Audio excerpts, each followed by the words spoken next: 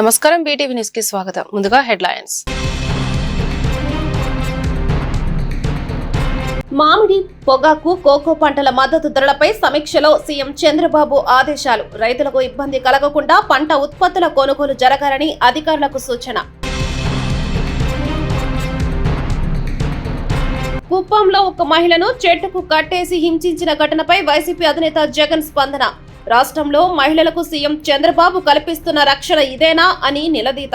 రాష్ట్ర వ్యాప్తంగా మహిళలపై జరిగిన అన్యాయాలు, అఘాయిత్యాలను సీరియస్ గా తీసుకోవాలని, చట్ట ప్రకారం కఠిన చర్యలు చేపట్టాలని డిమాండ్. తెలంగాణలో గత బీఆర్ఎస్ ప్రభుత్వ హయాంలో జరిగిన ఫోన్ ట్యాపింగ్ వ్యవహారంపై AP PCC chief YS Sharmila స్పందన. ఏపీ, తెలంగాణలో చేస్తున్న అరాచకాలతో పోలిస్తే ఫోన్ ట్యాపింగ్ విషయం చిన్నదిగా అనిపించిందని, అందుకే ఈ అంశాన్ని బయటకు చెప్పలేకపోయారని వైఎస్ షర్మిల వివరణ. మాజీ మంత్రి కొడాలి నాని అరెస్టుపై ఏపీ పోలీసుల స్పందన. ఇది ఫేక్ ప్రచారమని పోలీసుల స్పష్టీకరణ. ఉద్రిక్తతలు రెచ్చగొట్టేందుకే నిరాధార వార్తలు సృష్టించి ఉంటారని భావిస్తున్న పోలీసులు. పొగాకు, మామిడి తదితర పంట ఉత్పత్తులకు సంబంధించి నెలకొన్న ప్రత్యేక పరిస్థితుల దృష్ట్యా రైతులకు అండగా నిలవాల్సిన అవసరం ఉందని ముఖ్యమంత్రి చంద్రబాబు నాయుడు అన్నారు. పంట ఉత్పత్తులను వాణిజ్య కోణంలోనే చూడాలని, వీలైనంత మెరుగైన ధర వచ్చేలా చర్యలు తీసుకోవాలని అధికారులకు సూచించారు. సచివాలయంలో మామిడి, పొగాకు, కోకో పంటల మద్దతు ధరతో పాటు వివిధ అంశాలపై ముఖ్యమంత్రి చంద్రబాబు సమీక్షించారు. ఈ ఏడాది హెచ్డి బార్లీ, పొగాకు 80 మిలియన్ కేజీల మేర ఉత్పత్తి వచ్చిందని సమీక్షలో అధికారులు ముఖ్యమంత్రికి వివరించారు.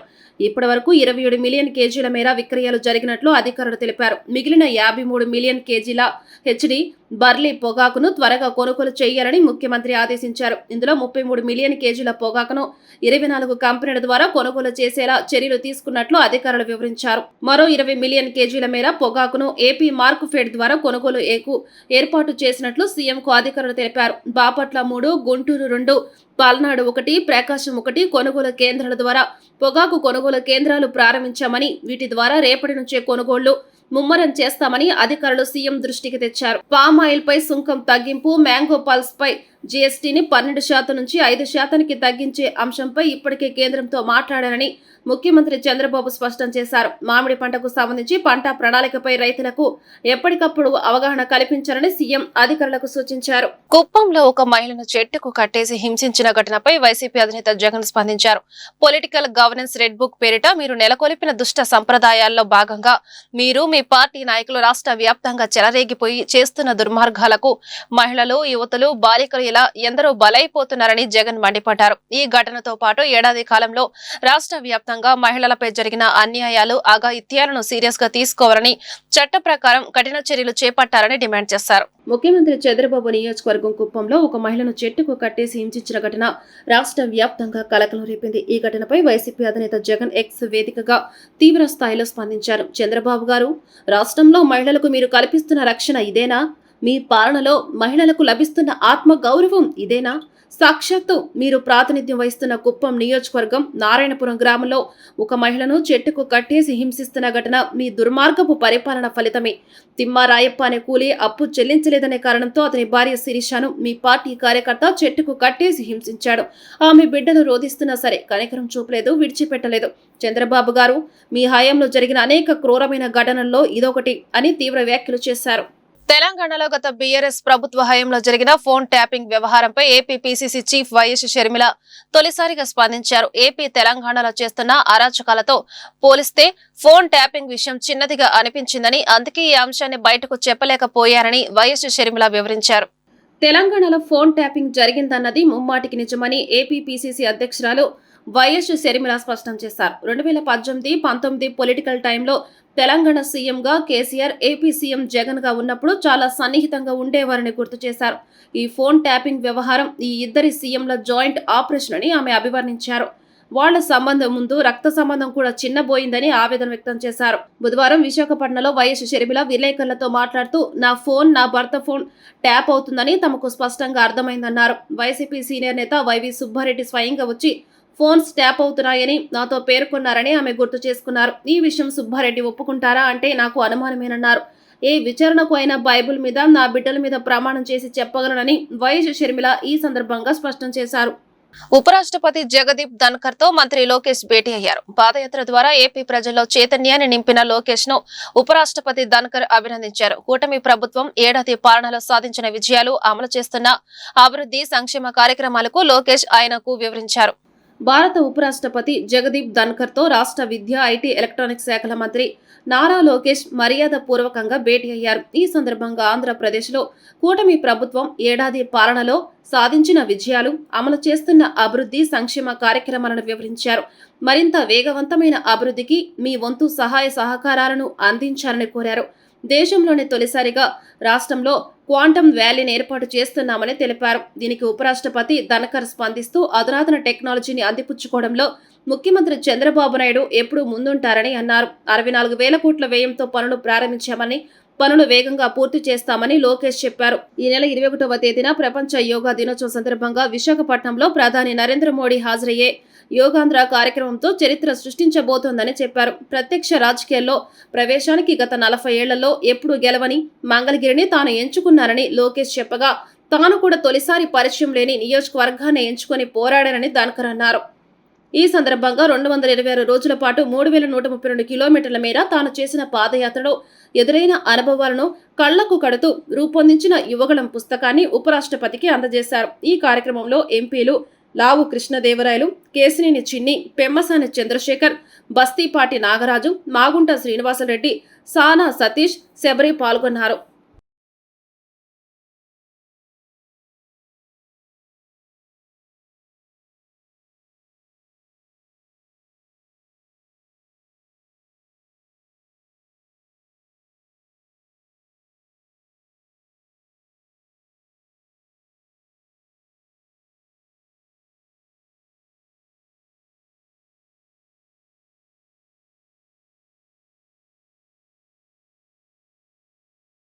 మాజీ మంత్రి వైసీపీ నేత కొడాలి నానిని కోల్కతా ఎయిర్పోర్ట్ లో అడ్డుకున్నారంటూ జరుగుతున్న ప్రచారంపై ఏపీ పోలీసులు స్పందించారు. కోల్కతా ఎయిర్పోర్ట్ అధికారులతో ఈ వ్యవహారంపై పోలీసులు మాట్లాడారు. తాము ఎవరిని అడ్డుకోలేదని పోలీసులు స్పష్టం చేశారు. కోల్కతా ఎయిర్పోర్ట్ లో వైసీపీ నేత మాజీ మంత్రి కొడాలి నానిని అధికారులు అడ్డుకున్నారంటూ సోషల్ మీడియా వేదికగా వైరల్ అవుతున్న వార్తా కథనాలపై ఆంధ్రప్రదేశ్ పోలీసులు దృష్టి సారించారు. అందులో భాగంగా వారు దర్యాప్తు చేపట్టారు. అయితే కొడాలి నాని హైదరాబాద్ లోనే ఉన్నట్లు ఏపీ పోలీసులు ధృవీకరించారు. నాని కొలంబో వెళ్తుండగా ఆయన్ని కోల్కతా ఎయిర్పోర్ట్ లో అరెస్టు చేసినట్లు వార్తలు వెలువడ్డాయి. దీంతో ఏపీ పోలీసు ఉన్నతాధికారులు కోల్కతా ఎయిర్పోర్ట్ అధికారులతో ఈ వ్యవహారంపై మాట్లాడారు. తాము ఎవరిని అడ్డుకోలేదని వారు స్పష్టం చేశారు. ఈ నేపథ్యంలో ఈ వార్తా కథనాలు వైరల్ కావడం వెనుక ఎవరున్నారనే కోణంలో పోలీసులు తమ దర్యాప్తును ముమ్మరం చేశారు. ఉద్రిక్తతలు రెచ్చగొట్టేందుకే ఈ వార్తలు సృష్టించి ఉంటారని పోలీసులు భావిస్తున్నారు. విజయవాడ నగరం దిగువ ప్రాంతాలకు పెను విషాదానికి కారణమైన బుడమేరుపై యుద్ధ ప్రతిపాదికన పనులు చేపట్టాలని సిపిఐ నేతలు డిమాండ్ చేశారు. భవిష్యత్తులో ఎటువంటి నష్టం రాకుండా పటిష్టమైన చర్యలు తీసుకుంటామని సీఎం చంద్రబాబు ఇచ్చిన హామీలను వెంటనే అమలు చేయాలన్నారు. ఆపరేషన్ బుడమేరు అమలు చేయాలని మంత్రి నిమ్మల రామానాయుడికి సిపిఐ నేతలు విజ్ఞప్తి చేశారు. విజయవాడ బెంజ్ సర్కిల్ సమీపంలోని మంత్రి క్యాంపు కార్యాలయానికి వెళ్లిన ఐక్య కార్యాచరణ నేతలు మంత్రికి వినతిని అందజేశారు. అనంతరం మీడియాతో మాట్లాడుతూ గత సంవత్సరం బుడమేరు పరివాహక ప్రాంతాలైన విజయవాడ దిగువ ప్రాంతాలకు నష్టం వాటిల్లిందని విషయం తెలిసిందన్నారు. ముంపు సమయంలో సీఎం చంద్రబాబు బుల్డోజర్లపై ప్రయాణించి ప్రజలకు పలు హామీలు ఇవ్వడం జరిగిందని గుర్తు చేశారు. విజయవాడ నుంచి కొల్లేరు నుంచి సముద్రం కలిసే వరకు దాదాపుగా 160 కిలోమీటర్ల సుదీర్ఘమైన బుడమేరు అభివృద్ధి చేయాలని డిమాండ్ చేశారు. ఎటువంటి వరదలు వచ్చినా విజయవాడ నగరంతో పాటు పలు ప్రాంతాలు నష్టపోకుండా సుమారు 1000 కోట్లతో అభివృద్ధి చేయాలని ప్రభుత్వాన్ని కోరామన్నారు. కేవలం 50 కోట్లతో సమస్య పరిష్కారం కాదని ప్రతి సంవత్సరం ఇదే పరిస్థితి వస్తోందన్నారు. గత సంవత్సరం ముఖ్యంగా బుడమేరు వరదలు వచ్చి మరి పెద్ద ఎత్తున డివాస్టేషన్ జరిగింది. ఆ సందర్భంలో రాష్ట్ర ప్రభుత్వము, ముఖ్యమంత్రి చంద్రబాబు నాయుడు గారు కూడా బాగా స్పందించారని ప్రజలు కూడా ఆ రోజు ఆనందించారు. కానీ ఆ రోజు ముఖ్యమంత్రి గారు ఏదైతే హామీ ఇచ్చారో ఈ బుడమేరు ఆపరేషన్ పేరుతో దీన్ని అంతా కూడా ప్రక్షాళన చేస్తామన్నారు. కానీ అది జరగనందువల్ల ఇవాళ మళ్ళీ ప్రజలందరి తరఫున కూడా ప్రతిపక్షాలుగా మేము ఆందోళన చేస్తూ ఉన్నాం, అడుగుతూ ఉన్నాం. ఎందుకంటే ఆపరేషన్ బుడమేరు ఏదైతే ఉందో అది చేయడం ద్వారా మాత్రమే ఎన్టీఆర్ జిల్లా, ప్రత్యేకించి విజయవాడ నగరము, దీంతోపాటు కృష్ణా జిల్లా, అదేవిధంగా చివరికి ఏలూరు జిల్లా కూడా దీనిపైన అనుసంధానమై ఉంది. కాబట్టి కొల్లేరుకు పోయే వరకు కూడా దీన్నంతా ప్రక్షాళన చేయాలి. కానీ మంత్రి గారు చెప్పిన దాని ప్రకారం నాకు అర్థమైంది ఏమంటే ఇదంతా చేయాలంటే దాదాపు 8,000 కోట్ల పైన ఖర్చు అవుతుంది. కాబట్టి డివాస్టేషన్ దాని కింద కేంద్ర ప్రభుత్వం నిధులతో దాన్ని సమకూరుస్తాము, చేర్చాలని ప్రయత్నం చేశామని చెప్తా ఉన్నారు. మరి కేంద్రంలో అధికారంలో ఉన్న నరేంద్ర మోడీ ప్రభుత్వము వారు మాటలు బాగా చెప్తున్నారు తప్ప నిధుల దగ్గరకు వచ్చేలోగా పెద్దగా వారేం స్పందించడం లేదు. ఎక్కడన్నా మామాను కానీ ఇక్కడ వంగతోట దగ్గర వద్దన్నట్లు ఆయన చేసింది అయితే పెద్దగా లేదు. మరి వీరేమో వారి వైపు ఎదురు చూస్తూ కూర్చున్నారు తప్పితే తీరా చూస్తే జరిగింది మాత్రం ఏమీ లేదు. కాబట్టి ఏమంటే ఇవాళ వీరు ప్రచారం చేసుకుంటున్నారు, ఇక్కడ ఎన్డీఏ సర్కారే, అక్కడ ఎన్డీఏ సర్కారే, డబుల్ ఇంజన్ సర్కారు, మేమంతా బ్రహ్మాండం అని చెప్తా ఉన్నారు. కానీ అది చెప్పినంత బ్రహ్మాండంగా నిధులు మాత్రం రావడం లేదు. నిజంగా అంత పెద్ద డివాస్టేషన్ జరిగినప్పుడు మరి కేంద్రం నుంచి వచ్చిన నిధులు కూడా చాలా తక్కువ.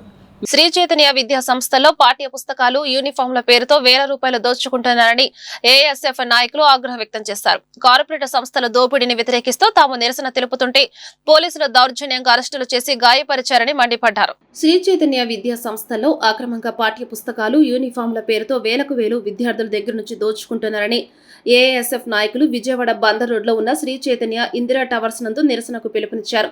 అయితే నిరసనకు అనుమతి లేదంటూ పోలీసులు వారిని బలవంతంగా అరెస్టు చేసి స్టేషన్కు తరలించారు. ఈ సమయంలో కొంతమంది ఏఎస్ఎఫ్ నాయకులకు గాయాలయ్యాయి. అయితే ఫస్ట్ ఎయిడ్ కూడా చేయించకుండా పోలీస్ స్టేషన్కు తీసుకువెళ్లడంపై యూనియన్ నేతలు ఆవేదన వ్యక్తం చేశారు. ఈ సందర్భంగా వారు మాట్లాడుతూ శాంతియుతంగా నిరసన వ్యక్తం చేస్తుంటే పోలీసులు అత్యుత్సాహంతో ఏఎస్ఎఫ్ నాయకత్వంపై ప్రత్యక్షంగా దాడి చేసి గాయపరిచారని ఆవేదన వ్యక్తం చేశారు. రక్తం కారుతున్నా ఎటువంటి ఫస్ట్ ఎయిడ్ కూడా చేయకుండా మాచవరం పిఎస్కి తరలించడం ఎంతవరకు సబబు అని ప్రశ్నించారు.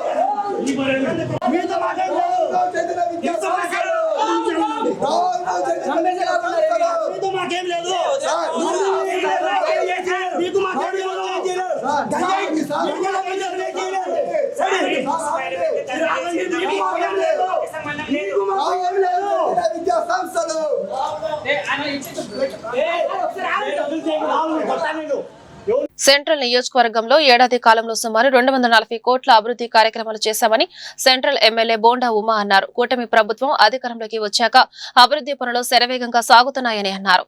సెంట్రల్ నియోజకవర్గంలోని 23వ డివిజన్ గవర్నర్పేట పాత బస్టాండ్ సమీపంలో ప్రకాష్ రోడ్డు ప్రారంభంలో 93 లక్షల వ్యయంతో నిర్మించిన బీటీ రోడ్డును ప్రభుత్వ విప్ సెంట్రల్ నియోజకవర్గ శాసనసభ్యులు బోండా ఉమామహేశ్వరరావు ఆవిష్కరించారు. ఈ సందర్భంగా బోండా ఉమా మాట్లాడుతూ కేవలం ఒక్క ఏడాది వ్యవధిలోనే రాష్ట్ర వ్యాప్తంగా ఆశించిన స్థాయిలో అభివృద్ధి పనులు జరగడంతో పాటు విజయవాడ సెంట్రల్ నియోజకవర్గాన్ని మోడల్ నియోజకవర్గంగా తీర్చిదిద్దే దిశగా కృషి చేస్తున్నామని తెలిపారు. అభివృద్ధిలో భాగంగా రోడ్లు, డ్రైనేజీ లైన్స్, వాటర్ లైన్లు, వీధి దీపాలు, కమ్యూనిటీ హాల్స్, ఆరోగ్య కేంద్రాలు, పార్కుల అభివృద్ధిపై ప్రత్యేక దృష్టి సారిస్తున్నామని తెలిపారు. ఇప్పటికే నియోజకవర్గంలో 240 కోట్లకు పైగా అభివృద్ధి పనులు చేపట్టామని, వాటిలో కొన్ని పూర్తయ్యాయని, మరికొన్ని పనులకు శంకుస్థాపన చేసి ప్రారంభానికి సిద్ధం చేస్తున్నామని పేర్కొన్నారు. కూటమి ప్రభుత్వం వచ్చిన తర్వాత ప్రతి రోడ్డును అభివృద్ధిని చేస్తున్నారని TDP floor leader Nelibandla Balaswamy అన్నారు. తెలుగుదేశం ప్రభుత్వం అధికారంలోకి వచ్చినట్టు నుంచి గౌరవ ముఖ్యమంత్రి చంద్రబాబు నాయుడు గారు ముఖ్యమంత్రిగా, ఈ నియోజకవర్గానికి శాసనసభ్యుడిగా నేను, పార్లమెంట్ సభ్యుడిగా కేసీఆర్ శివనాథ్ సింగ్ గారు ఎన్నికైన కాబట్టి గత సంవత్సర కాలంలో నిత్యం అభివృద్ధి పనులు ప్రతిరోజు జరుగుతూ ఉన్నాయి. ఏదో ఒక డివిజన్లో రోడ్లు కానీ, ట్రైన్లు కానీ, వాటర్ ప్లాంట్లు కానీ, వాటర్ పైప్ లైన్లు కానీ, అలాగే కమ్యూనిటీ హాల్స్ కానీ శంకుస్థాపనలు, ప్రారంభోత్సవాలు నిత్యం జరుగుతూ ఉన్నాయి.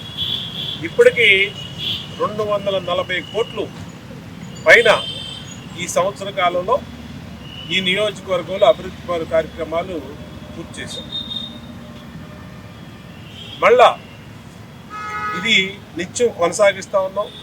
ప్రాథమిక ఆరోగ్య కేంద్రాలు కానించి, కమ్యూనిటీ హాల్స్ కానించి, రోడ్లు, సీసీ రోడ్లు, బీటీ రోడ్లు, మరి అలాగే పైప్ లైన్స్ అన్నీ కూడా, డ్రైనేజీలు అన్నీ కూడా పూర్తి చేస్తూ ఉన్నాం. ఒక పద్ధతి ప్రకారం ప్రతి డివిజన్ సమస్య మీద అవగాహన ఉంది. ఆ డివిజన్లో ఆ సమస్యల పరిష్కారానికి కృషి చేస్తూ ఉన్నాం. 23వ డివిజన్లో స్థానిక కార్పొరేటర్ సోదరుడు నిలబడిన బాలస్వామి ఈ డివిజన్లో అభివృద్ధి పనులు మరి లిస్ట్ ఇచ్చినందువల్ల నిన్న సీసీ రోడ్లు ఒక 80 లక్షల రూపాయల సీసీ రోడ్లు మంజూరు చేసాం, ప్రారంభించాం. ఇవాళ ప్రకాశం రోడ్లో ఉన్నటువంటి బీటీ రోడ్డు మరి ₹1 కోటి దీనికి బీటీ రోడ్డు మంజూరు చేసాం. యోగాసనాల సాధన ద్వారా సంపూర్ణ ఆరోగ్యం సొంతమవుతుందని, ఆరోగ్యమే మహాభాగ్యమని, ఆరోగ్యం బాగుంటే అది ఆర్థిక పురోగతికి విలువైన మార్గం అవుతుందని జిల్లా కలెక్టర్ లక్ష్మీష అన్నారు. ఆరోగ్యంగా జీవించడం కంటే మించిన సంపద లేదన్న విషయాన్ని ప్రతి ఒక్కరూ తెలుసుకున్న రోజున యోగా సాధన ప్రతి ఒక్కరి జీవితంలో ఒక భాగంగా మారుతోందన్నారు. విజయవాడ బీఆర్టీఎస్ యోగా స్ట్రీట్ లో జిల్లా అధికార యంత్రాంగం, విజయవాడ నగరపాలక సంస్థ ఆధ్వర్యంలో బుధవారం జరిగిన యోగాంధ్ర కార్యక్రమంలో కలెక్టర్ లక్ష్మీష వివిధ బ్యాంకుల అధికారులు, సిబ్బంది, వాసవి ఇంటర్నేషనల్ క్లబ్ సభ్యులతో కలిసి యోగాసనాలు వేశారు. ఈ సందర్భంగా కలెక్టర్ మాట్లాడుతూ, ప్రజల ఆరోగ్యం బాగుంటే వైద్య ఖర్చుల రూపంలో చేసే వ్యయం తగ్గటం వలన వారిలో డబ్బులు పొదుపు చేసే సంస్కృతి పెరుగుతుందని, అది వ్యక్తి శ్రేయస్కు, ఆర్థిక అభివృద్ధికి దోహదపడుతుందని పేర్కొన్నారు. ఇదే వేదికపై కొన్ని రోజుల కిందట వైద్యులు కూడా యోగా సాధన చేశారని, వారి ప్రసంగాల్లో సైతం యోగాసనాలు ఆచరించడం ద్వారా అద్భుతమైన ఆరోగ్యం ప్రజలకు లభిస్తుందని తెలిపారన్నారు. యోగా సాధన విశిష్టతపై బ్యాంకర్లు తమ ఖాతాదారులకు, ఉద్యోగులకు, సిబ్బందికి అవగాహన కల్పించారన్నారు. జీవితంలో ఏం సాధించాలన్నా ఆరోగ్యంగా ఉండటం ముఖ్యమని, ప్రతి ఒక్కరూ తమ రోజువారీ జీవితంలో యోగా సాధనకు కొంత సమయం కేటాయించాలన్నారు. యోగాంధ్ర భాగంగా ఒక నెల పాటు మే 21 తారీఖు నుంచి జూన్ 21 తారీఖు వరకు ప్రతి వాక్స్ ఆఫ్ లైఫ్ పీపుల్ని ఇక్కడ ఇన్వైట్ చేసి యోగా శిబిరాలు ఏర్పాటు చేసి యోగా గురించి అవేర్నెస్ కల్పించి సొసైటీలో ప్రతి ఒక్కరు యోగా ప్రాక్టీస్ చేసేలాగా చేయడానికి ఎన్టీఆర్ జిల్లాలో ఈ కార్యక్రమం నిర్వహించడం జరుగుతుంది. రాష్ట్ర వ్యాప్తంగా గౌరవ ముఖ్యమంత్రి వారి ఆదేశాల మేరకు రాష్ట్రంలో 2 కోట్ల మందికి, అట్లాగే జిల్లాలో దాదాపు 10 లక్షల మందికి కొత్తగా యోగా నేర్పించి వాళ్ళు ప్రతిరోజు యోగా ప్రాక్టీస్ చేసేలాగా చేసి ఆరోగ్యం బాగుండేలాగా, వాళ్ళు చేసే పనులు ప్రొడక్టివిటీ పెరిగేలాగా, ఈ విజన్ ఆంధ్రప్రదేశ్ అలాగే వికసిత్ భారత్కి వాళ్ళు తోడ్పడేలాగా ఈ సంకల్పం చేయడం జరిగింది. దీని భాగంగా ఈరోజు విజయవాడ, ఎన్టీఆర్ డిస్ట్రిక్ట్ విజయవాడలో బీఆర్టీఎస్ రోడ్లో బ్యాంకర్స్ని ఇన్వాల్వ్ చేసి, సో వాళ్ళని కూడా యోగా కార్యక్రమంలో ట్రైనింగ్లో ఇన్వాల్వ్ చేసి వాళ్ళ ద్వారా కూడా ప్రతి ఒక్కరికి అవేర్నెస్ కల్పించడానికి ఈరోజు ఆ ప్రోగ్రామ్ చెప్పడం జరిగింది. సో వందలాది మంది బ్యాంకర్స్, అన్ని బ్యాంక్స్ రిప్రజెంటేటివ్స్ వచ్చి ఇక్కడ యోగా గురించి, యోగా ప్రాక్టీస్ చేసి యోగా గురించి చర్చించి, యోగా గురించి మాట్లాడుకొని వాళ్ళ బ్యాంకులు కూడా వాళ్ళ స్టేక్ హోల్డర్స్కి కూడా యోగా గురించి చెప్తామని ఇక్కడ సంకల్పం తీసుకొని వెళ్ళారు. సో ఇది ఒక మంచి కార్యక్రమము. ప్రతి ఒక్కరిని ఇన్వాల్వ్ చేసి ప్రతి ఒక్కరూ ఆరోగ్యంగా వెల్తీ హ్యాపీ ఆంధ్రప్రదేశ్ కోసం తోడ్పడడానికి యోగాంధ్ర కార్యక్రమం చాలా ఉపయోగపడుతుంది. సో ఈ కార్యక్రమం ఇలాగే కొనసాగిస్తూ జూన్ 21 అంటే ఇంటర్నేషనల్ యోగా డే రోజునే కాకుండా అదైన తర్వాత కూడాను యోగాని ప్రాక్టీస్ చేసుకుంటూ వాళ్ళు ఆరోగ్యంగా, వాళ్ళు ఆనందంగా ప్రజలు ఉండడానికి ఇది ఒక మంచి మార్గము. కాబట్టి ప్రతి ఒక్కరు దీనికి ముందుకు రావాలి. యోగాంధ్ర కార్యక్రమాన్ని దిగ్విజయం చేస్తూ పాటు వాళ్ళు ఆరోగ్యంగా ఆనందంగా ఉండడానికి సో ఈ కార్యక్రమం ఉపయోగించుకోవాలని సందర్భంగా కోరుకుంటున్నాం. జూన్ 20న రెవెన్యూ దినోత్సవాన్ని అన్ని జిల్లాలు, మండల స్థాయిలో నిర్వహిస్తున్నామని రెవెన్యూ సర్వీసెస్ అసోసియేషన్ రాష్ట్ర అధ్యక్షుడు బొప్పరాజు వెంకటేశ్వర్లు, ప్రధాన కార్యదర్శి రామిశెట్టి వెంకట రాజేష్ తెలిపారు. అహర్నిశలు ప్రజాసేవలో నిమగ్నమయ్యే రెవెన్యూ ఉద్యోగులకు రెవెన్యూ డే ద్వారా గుర్తింపునివ్వడం హర్షణీయమన్నారు. రెవెన్యూ దినోత్సవ స్ఫూర్తితో ఉద్యోగులు అంకిత భావంతో పనిచేయాలని, రెవెన్యూ శాఖ ఔన్నత్యాన్ని మెరుగుపరచాలని వారు సూచించారు. గవర్నర్పేటలోని రెవెన్యూ సర్వీసెస్ అసోసియేషన్ కార్యాలయంలో ఏర్పాటు చేసిన విలేకరుల సమావేశంలో అసోసియేషన్ అధ్యక్షుడు బొప్పరాజు వెంకటేశ్వర్లు, ప్రధాన కార్యదర్శి రామిశెట్టి వెంకట రాజేష్ మాట్లాడుతూ జూన్ 20న నిర్వహించే రెవెన్యూ దినోత్సవానికి సంబంధించిన వివరాలను వెల్లడించారు. రెవెన్యూ డేలో భాగంగా శాఖ ద్వారా అందించే సేవల పట్ల ప్రజలకు అవగాహన కల్పించేందుకు ప్రతి జిల్లా, మండల స్థాయిలో ప్రదర్శనలు ఏర్పాటు చేస్తామని తెలిపారు. భూ వ్యవహారాలు, ధృవీకరణ పత్రాలు, రెవెన్యూ శాఖ ద్వారా వసూలు చేసే పన్ను, రెవెన్యూ రికార్డులు, అడంగల్, దేవాదాయ వక్స్ భూముల వివరాల గురించి ప్రజలకు అవగాహన కల్పిస్తామన్నారు. ప్రజలను, ప్రజా ప్రతినిధులను భాగస్వామ్యం చేసి వారి నుంచి రెవెన్యూ పనితీరుపై సూచనలు, సలహాలు స్వీకరిస్తామని తెలిపారు. రెవెన్యూ డే నిర్వహణ కోసం జిల్లాకు 2 లక్షల రూపాయల చొప్పున నిధులు కేటాయించిన సీఎం చంద్రబాబుకు, రెవెన్యూ శాఖ మంత్రి అనగాని సత్యప్రసాద్కు ధన్యవాదాలు తెలిపారు. రెవెన్యూ దినోత్సవ స్ఫూర్తితో ఉద్యోగులు అంకిత భావంతో, నిజాయితీతో పనిచేయాలని వారు సూచించారు. ఆంధ్రప్రదేశ్ రెవెన్యూ సర్వీస్ అసోసియేషన్ పక్షాన మా యొక్క నమస్సుమాలు తెలియజేస్తా ఉన్నాము. ప్రధానంగా ఈరోజు పాత్రికేయ సమావేశాన్ని ఏర్పాటు చేయడానికి ప్రధాన ఉద్దేశం, రెవెన్యూ శాఖ అనేక శాఖలకి తల్లి లాంటి రెవెన్యూ శాఖ దాదాపుగా కొన్ని దశాబ్దాల పాటు రాచరికపు పాలన నుంచి మాకు తెలిసి 1540 క్రీస్తు శకం 1540లో షేర్షా సూరి ఫరీద్ ఖాన్ ఆయన రాచరికంలోనే భూ పరిపాలన వ్యవస్థను ఏర్పాటు చేసిన చరిత్ర.